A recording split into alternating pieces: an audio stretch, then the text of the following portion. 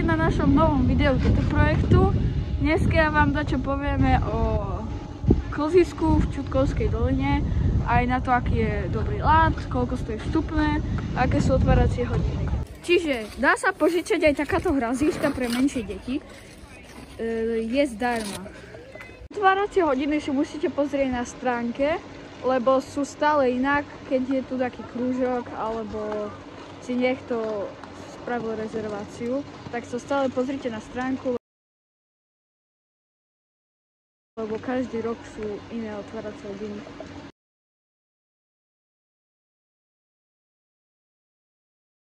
Keď na začiatku, tak tu budú takéto veľké ryhy.